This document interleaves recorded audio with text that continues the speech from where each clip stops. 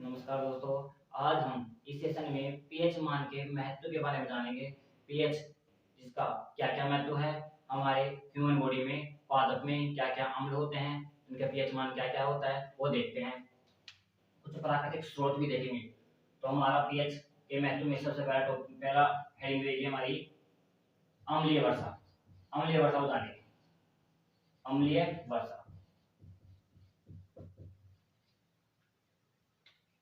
शुद्ध पर्यावरण में जो वर्षा होती है वो पादपों क्या करती है, पादपों को अच्छी वृद्धि ग्रोथ प्रदान करती है। परंतु जब वर्षा में पीएच का मान 5.6 यानी अम्लता की ओर बढ़ जाता है, यानी अम्लीय वर्षा। कैसे जाती है वर्षा?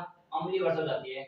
मैंने बताया था कि 7 से इधर क्या होगी, अम्लता की ओर बढ़ती जाएगी। तो 5.6 से कम होने पर पीएच मान कितना हो जाएगा? 5.6 किसका? वर्षा का। यदि वर्षा का पीएच मान 5.6 से कम हो जाए तो वह वर्षा कहलाती है अम्लीय वर्षा। तो पीएच मान क्या होगा अम्लीय वर्षा का? 5.6 से कम। ये ध्यान रखें, ये मान पूछा गया एग्जाम में। पीएच मान होता है अम्लीय वर्षा का पीएच मान होता है 5.6 से कम, न कि ज्यादा, न कि 5.6 से कम। अब देखो, जब जब वातावरण में औद्योगिक परिस्थितियां यानी औद्योगिकरण ज्यादा हो जाता है तो वातावरण में फैक्ट्रियों द्वारा छोड़ा गया सल्फ्यूरिक एसिड वातावरण में अम्लता की मात्रा बढ़ा देता है, जिससे वातावरण यानी बादलों से बरसने वाली वर्षा क्या हो जाती है? अम्लता की ओर बढ़ जाती है, यानी 5.6 से कम हो जाती है उसकी अम्लता। सामने देखो, ये हो गई, ये है बादल। पीएच अम्लीय वर्षा सुन लो, जान सुन लो, जिंदगी में पढ़ने की जरूरत नहीं इसको। ये क्या है? बादल। दोबारा जरूरत नहीं पड़ेगी, ये है बादल। अब इधर देखो, ये है नदी। क्या है? नदी है। ये नदी का जल, ये नदी स्रोत है। क्या है? नदी स्रोत। बादल बादल क्या करते हैं? बरसात कर देते हैं। बरसात करते हैं।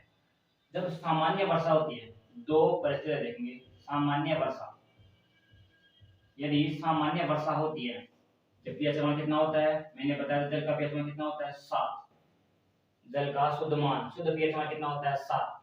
जब सामान्य वर्षा होती है तो पीएच मान होता है 7। परंतु जब औद्योगिकरण, किसकी वजह से?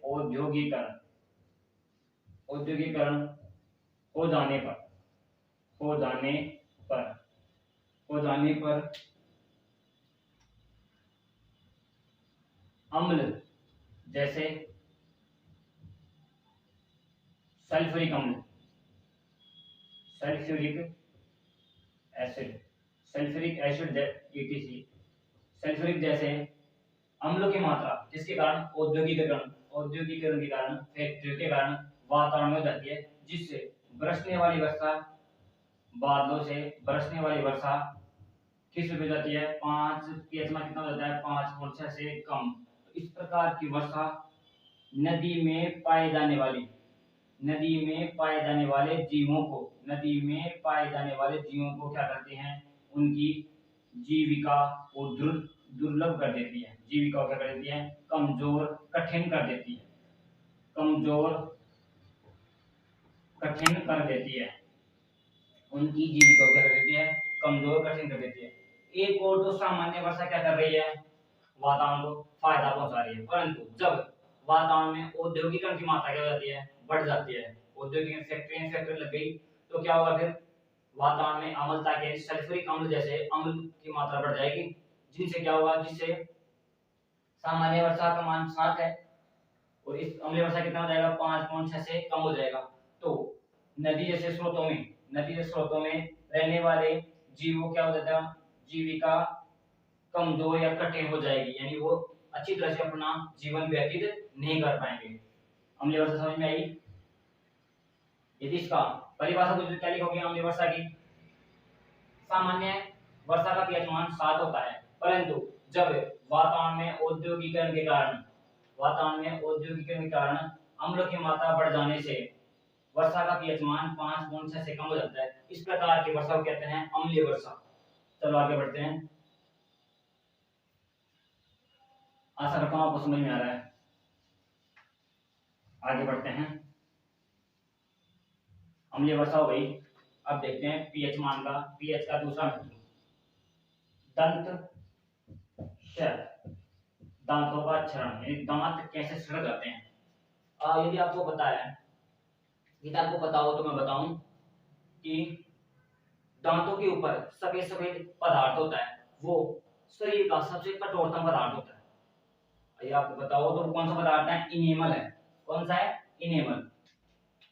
दांतों के ऊपर एक पदार्थ पाया जाता है, उसे कहते हैं इनेमल, जो कि शरीर का सबसे कठोरतम पदार्थ है। क्या है, इनेमल शरीर का सबसे कठोरतम पदार्थ है। फिर भी दांत सड़ गल जाते हैं, यानी दांतों का क्षरण हो जाता है।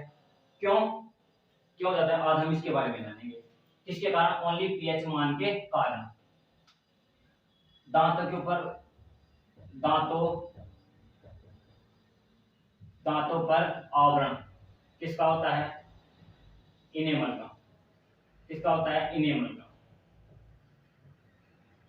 इसका एक और क्वेश्चन बनता है, इनेमल कौन से रासायनिक पदार्थ से बना होता है। इनेमल कौन से रासायनिक पदार्थ से बना होता है। इनेमल कौन से रासायनिक पदार्थ से बना होता है। एग्जाम में क्वेश्चन पूछा गया, क्या होता है, hydroxy apatite. Hydroxy hydroxy apatite hydroxy apatite hydroxy apatite. दांतों पर आवरण होता है इनेमल, जो कि कठोरतम पदार्थ है। कठोरतम किसका, शरीर का कठोरतम पदार्थ, शरीर का कठोरतम पदार्थ है इनेमल। फिर भी वो क्या हो जाता है, दांतों का क्षय, यानी कि खराब हो जाता है दांत। क्यों, जब जब दांतों के ऊपर जब दांतों के ऊपर, ये क्या है, स्वस्थ दांत। परंतु जब दांतों का कैसे होता है, यहाँ पे क्या फंस गया, दाना फंस गया। किसका, जो जो खाया उसका दाना फंस गया। जो मानव ने खाया, हमने खाया, उसका दाना यहाँ फंस गया। जैसे यहाँ फंस गया तो वो सड़े गलेगा, बिल्कुल सड़ जाएगा, रात में सड़ जाएगा। तभी तो कहते हैं 2 टाइम ब्रश करनी चाहिए, टूथब्रश। तो इधर देखो, जैसे खाने का दाना यहाँ फंस गया, उसके दाना क्या होगा, वो सड़ जाएगा। पदार्थ सड़ गल करके क्या बना लेगा, गैस बनाएगा। तो गैस बनकर क्या बना लेगा, वो अम्लता की मात्रा, मोह की अम्लता को, ध्यान रखना, सब केंद्रित हो रहे हैं पीएच मान पर। मोह की अम्लता को कितना घटा रहा है, 5.5 से कम। ये जान रखें, अम्लीय वर्षा में हो रहा था 5.6 से कम, और इधर कंफ्यूज मत होना, अम्लीय वर्षा में 5.6 से कम, और दंत चयन दांतों के क्षरण में 5.5 से कम। पीएच मान होने पर क्या होता है, मुख्य मतलब कितनी हो जाए, 5.5 से कम। तो दांतों का क्षरण, दंत क्षय प्रारंभ हो जाता है। दंत क्षय प्रारंभ हो जाता है। किसके कारण, सड़े गले पदार्थ कारण। सड़े गले पदार्थ द्वारा छोड़ी गई गैसों के कारण। सड़ा गला पदार्थों का, वो सड़ा गला पदार्थ क्या छोड़ेगा, गैस छोड़ेगा। गैस की वजह से मुंह में अम्लता का मान कितना जाएगा, 5.5 से कम हो जाने पर क्या होगा, दंत क्षय होगा, दांत खराब हो जाएंगे। चलो आगे बढ़ते हैं। अब हम देखते हैं, हमने पहले देखा अम्लीय वर्षा, क्या देखा, अम्लीय वर्षा, फिर देखा दंत क्षय। अब हम देखते हैं, क्या देखेंगे कि अब हम देखेंगे कि हमारे पाचन तंत्र पर क्या प्रभाव पड़ता है। हमारे पाचन तंत्र पर क्या प्रभाव पड़ता है, पाचन तंत्र पर, हमारे पाचन तंत्र पर प्रभाव देखेंगे किसका, पीएच मान का।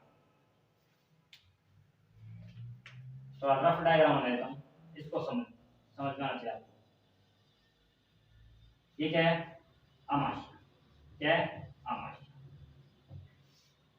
भोजन खाया अंदर खाने के बाद सबसे पहले भोजन कहां प्रवेश करता है, आहार नाल में, आमाशय में। आमाशय में प्रवेश किया, अमाशय में प्रवेश करने के बाद सबसे पहले मुंह में मुंह से ग्रसनी ग्रसनी ग्रसिका ग्रसिका से अमाशय की ओर अमाशय में गया।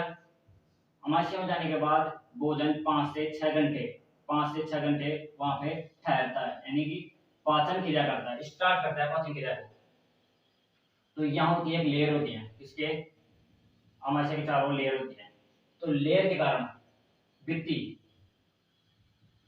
के कारण एक अम्ल साबित करती है भित्ति, जठर रस।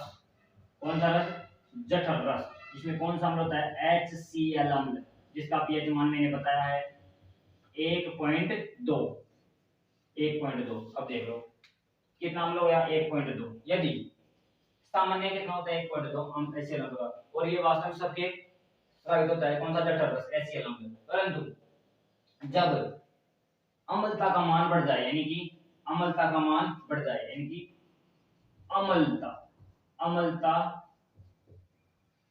जरूरत या आवश्यकता से अधिक हो जाए, जब इसका स्राव HCl अम्ल का स्राव भित्ति द्वारा, अमाशय की भित्ति द्वारा यदि HCl अम्ल का स्राव आवश्यकता से अधिक हो जाए तो कौन सी परिस्थिति पैदा कर देगी? अपच स्थिति। कौन सी? अपच। इसकी परिभाषा कैसे लिखोगे? अमाशय में सामान्यतः HCl अम्ल का स्राव होता है, परंतु जब विशेष परिस्थिति में गलत खान पीन की वजह से जब अम्लता का मान 1.2 कितना होता है? HCl अम्ल का मान 1.2, जब अम्लता का आवश्यकता से अधिक स्रावित हो जाए HCl अम्ल किसके कारण? अमाशय की भित्ति द्वारा, तो हमारे पेट में यानी कि अमाशय में कौन सी स्थिति उत्पन्न हो जाएगी? अपच की स्थिति उत्पन्न हो जाएगी। समझ में आया? आगे बढ़ते हैं। अब आगे हम देखते हैं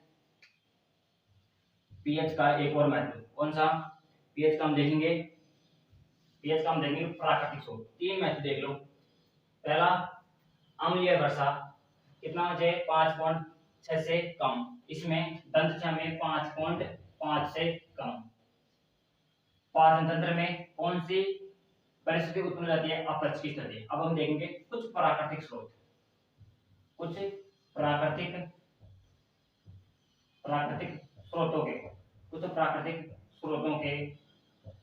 स्रोतों से स्रावित अम्ल। आपकी एग्जाम में वो डेडिकेटेड जो है एनसीईआरटी एग्जाम 10th। चलो, पहला है सिरका। सिरके में कौन सा अम्ल होता है? एग्जाम में पूछा गया कौन सा अम्ल होता है? एसिटिक अम्ल। सिरके में कौन सा अम्ल होता है? एसिटिक अम्ल। एग्जाम में पूछा गया है सिरके में कौन सा अम्ल होता है? एसिटिक अम्ल। दूसरा, सेब में कौन सा अम्ल होता है? सेब में कौन सा अम्ल होता है? सेब में। दूसरा हम देखेंगे